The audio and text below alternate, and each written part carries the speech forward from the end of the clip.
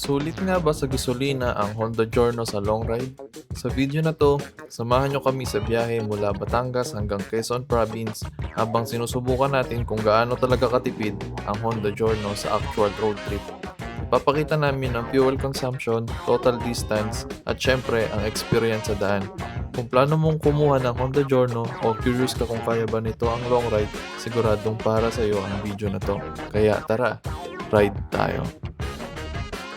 So welcome guys. So ngayon ay hindi muna tayo magka-camping. Pupunta muna tayo ng Mulanay, Quezon. So testingin natin ang fuel consumption nitong Giorno. So today is May 1, Labor Day. Kaya tayo uuwi ng Mulanay dahil long weekend. So makabisita naman ulit doon. Dahil first time nitong Giorno na makakarating doon sa Mulanay. Kasi yung aking PCX ang babad na babad dun. Nakailang pabalik-balik na yun dun. So testingin naman natin to ngayon. Yung riding, fuel consumption, yung comfort, kung hanggang saan ang kaya ko. Saka magagas. Saka magagas. Naggas ka na? Naggas ka na? Di pa rin ako nagagas eh. 85? 85.3. 85.3? Oo. Yan, 5.1. Okay. Diba? So tayo ay nagpa full tank. So expect natin may laman tayong 5 liters. Ano? Dahil kulang ang akin eh, kulang sa tobo eh. Di mga 5 liters lang ang akin. Hintayin ko lang siya kulit, pare. Ha? Hintayin ko lang siya kulit. Sige. Basta, hindi ako bahala lang kung paano mag-compute ng fuel consumption. Hindi, select lang. Punta ka sa trip A, tapos set. Trip A. Set. Set. Long press. Yan. Trip B. Nareset ko din. Set. Up. Yan, okay. Laro Pero ka. spare consumption, naka-reset na din. Oo, lahat yan. Yeah. Tayo ay bakasyon. Pero ilang oras ang estimate ng biyahe natin doon? Ang estimate ko sa dati, 4. Yung normal na pacing ganitong pacing lang. Ano to, 5 hanggang 6 na oras. Oo nga, yan. Yung chill ride. Sa mga alas 8 ng gabi, nandun na tayo. Para naka Biyahing bus. Pag ganitong panahon, pag naiwan mo yung balaklava mo, masaklap. Ha? Pag ito mong pagkakataon na iwan ng balaklava, masaklap. Ang sakit na sa batok. Oo. Kung wala, buti nga rin meron. Kaya nga, yun nga, ito nga una kong hinahanap. Sabi ko, balaklava. Ito, hindi nakawala sa init ko itong balaklava na to eh. Nakawala lang to 3 weekends pagka nilabhan. Dito na tayo sa probinsya ng Quezon. Province of Quezon, mamin. Alas 3, mga kaibigan. Alas 3. Isang oras Parang nagbagong itsura nito. Bago talaga to, pre. Ano to? Yeah? Bypass? Hindi. Exit nung TR4. Hindi. Yan. Kaduksong ng TR4, expressway. Ah? Pero ito kasi, daanan to, galing dito. Ito, dati circle yan. Kasi dati, wala itong daan na to. Kasi giba to. Inayos lang nila to. Ito yung expressway. Ah. Dito na kami sa bypass ng Chaong. Bypass road. Bypass road. Ang sunod ng Chaong ay Candelaria ba? Ha? Candelaria ba sunod ito? Soriaya. Candelaria. Oh, ilang bayan pa yon, search nyo. Bahaba pa yun. Puta, nataas yung aking puwet. Nagapak na yung sakit. Ayoko dito. Ba't kaya napakatalbog na tong motor na to? Siguro gawa din nung sa unahan. Siguro. Gawa nang hindi siya magbalanse ng magkaiba ang play ng dalawa. Baka. Tuning lang siguro yan. Malay mo naman. Dito tayo sa may munisipyo ng Candelaria. Candelaria.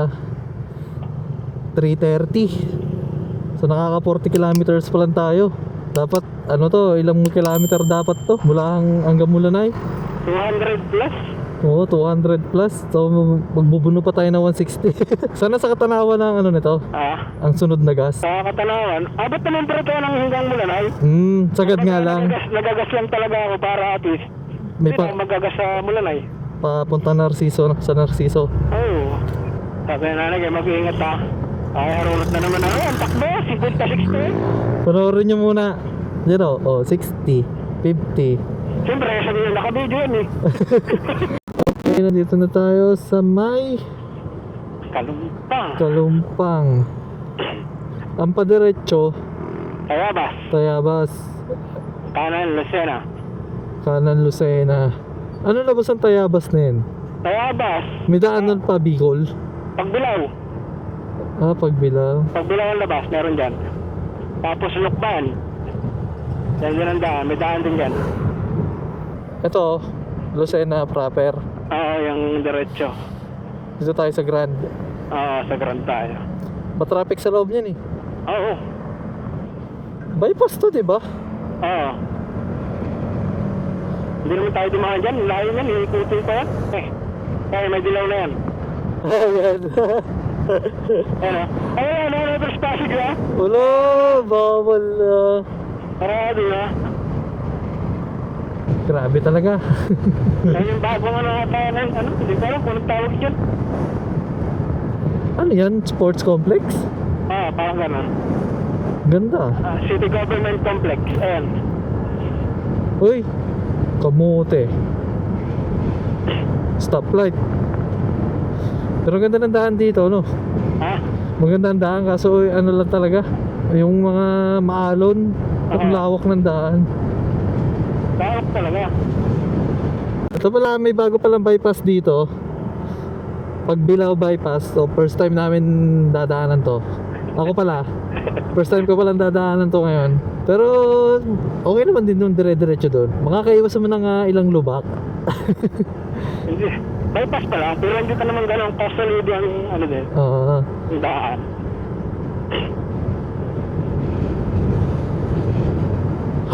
Sabi na. Ano ba?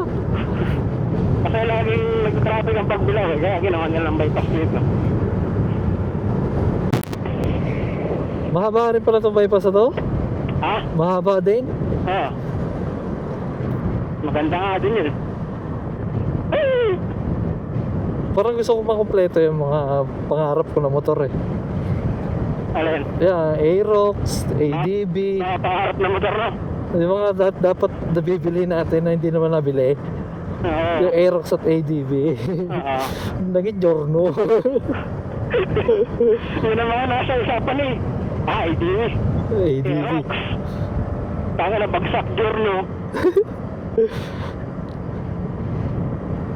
Pero parang sarap pa rin magka-ADB talaga. Oo. Pang biyahe-biyahe ng malalayo. Hmm. Ito kasi pampogi lang, pamogi lang to eh. Oo.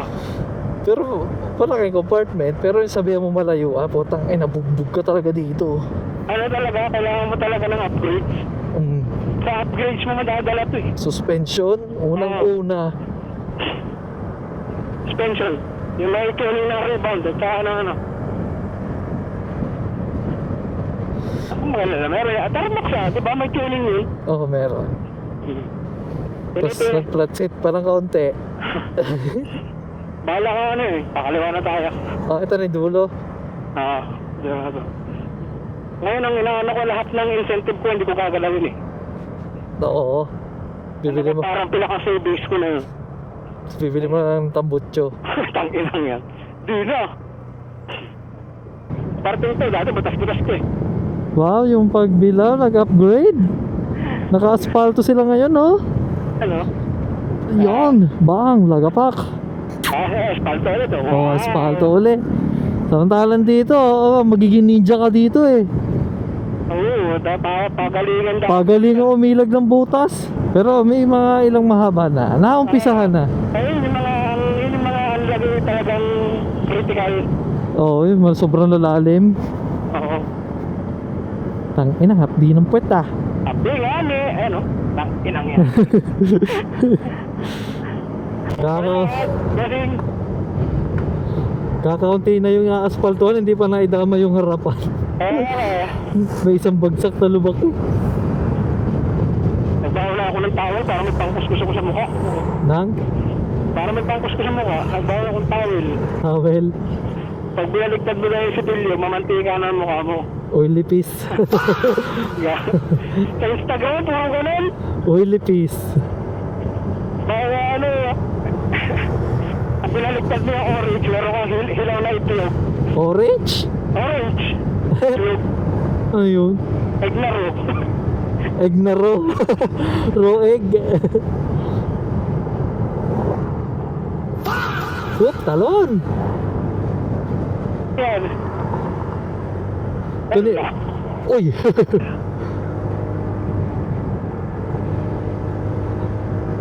Grabe lubak ah. Kaya na hanggang dito wala pang 100 kilometro. 86. Wala Kapak pa. ah. Utang pinabang. Masakit. Masakit sa katawan. Pasok na tayo ng Bundok Peninsula. Init sa parking. Hopya. Oh, yun lang, mainit. Dito nga pala kami madalas mag-stop over. Dito sa lugar na itis. Kayo ay magtubig-tubig muna. Ay. Init. Maligayang pagdating sa bayan ng Pagbela. Ba, ayos siya na naka-screen. Hop. Pahinga muna tayo sandali. Nagmerienda muna kami saglit doon sa may entrance ng Bundok Peninsula. So, edi, ito na yon. Parang Spanish bread at tubig. Spanish bread at tubig. Ay, masarap naman eh. Oh, Pero mas masarap yung bagong luto. kaya nga. Nagutom ako dun sa amoy eh, parang yung... Hindi ko alam kung anong niluluto na tinapay yun. Yung binabalot nila kanina parang ano? Buns? Oo. Yung sa burger. Oo. Tayo na. Mas mahirap pala dito.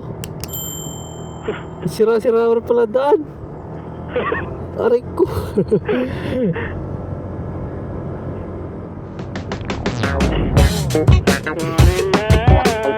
Ito pala tayo na din ba siya? Naalala ko sila sa'yo.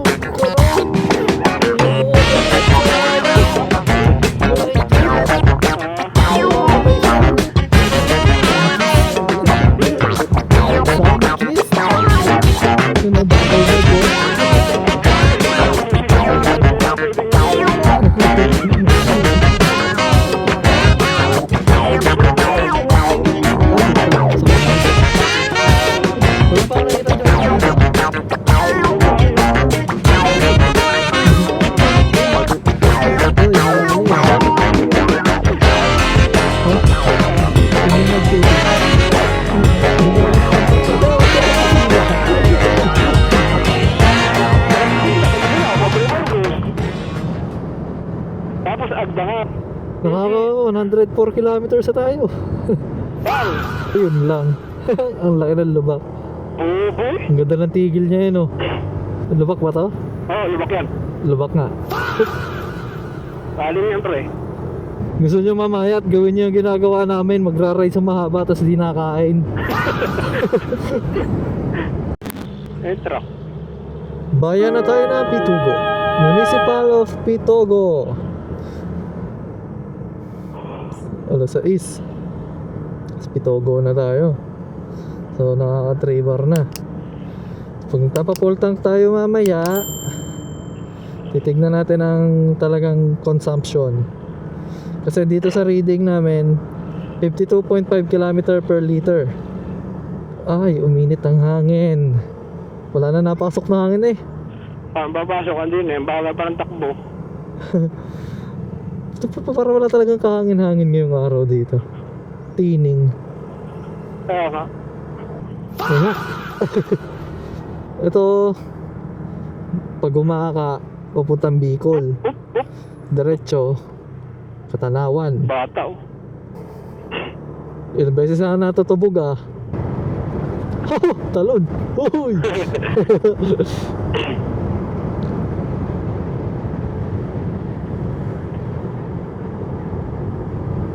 Maluwag to ako do.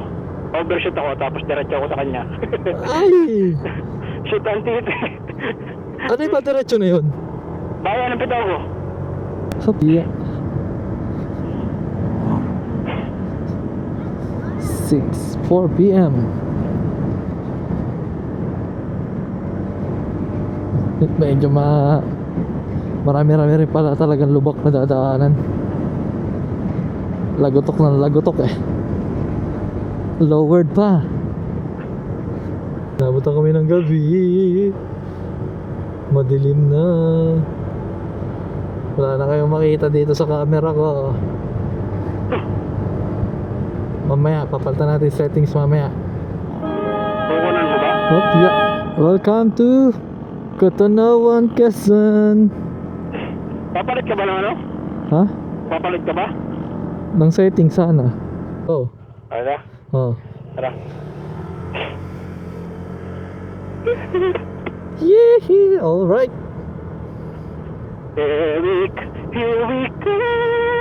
Kaso, putang, dapat pala nagpalit na rin ako ng battery.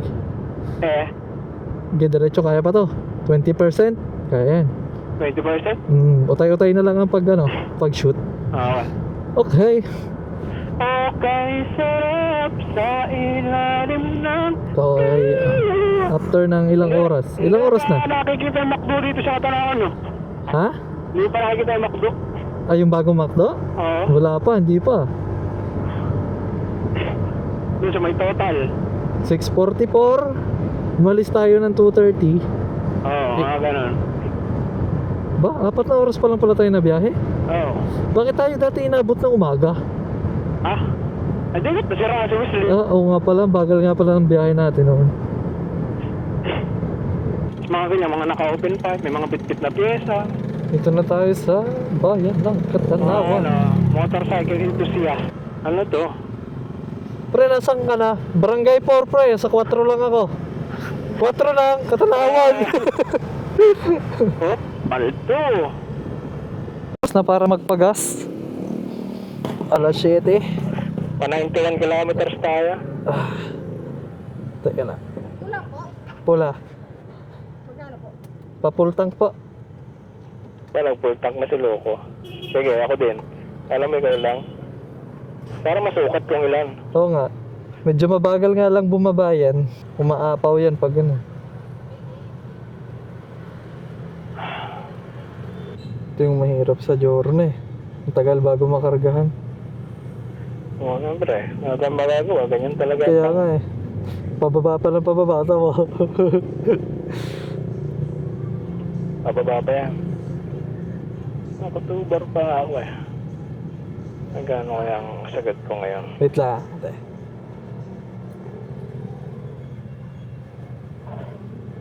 Sa unay karga ko ay 4.2. Hindi, mas maganda siguro isukat na lang natin sa motor mo. Kasi isa yung nasagad kanina eh. Wala sa magad eh. Ilan ang nagamit mo? 3.2? Hindi, 3.7. 3.78. 3.78 mula Santo Tomas hanggang Katanawan. San Juan hanggang San Juan ng Santo Tomas hanggang dito sa Katanawan, bayan. Ang total nun ay 192. 191.5. Okay, 191.5 kilometers. Salubong pa. At ngayon nakita na nga natin kung magkano ang total fuel consumption ng Honda Giorno sa loob ng 200 km halos. Ito ay all stock. At ang susunod naman na tatry natin ay ang aking motor na naka full CVT system. Abangan nyo sa part 3 dahil ang part 2 ay bibisita muna tayo ng San Narciso, Quezon. Kung hindi ka pa nakasubscribe sa aming channel, ay pindutin mo lang ang subscribe button dyan. I-turn on mo na din ang notification bell para updated ka sa mga susunod naming video. At sa next episode ay bibisita tayo sa Narciso, Quezon at maliligo tayo sa dagat sa Talisay Beach.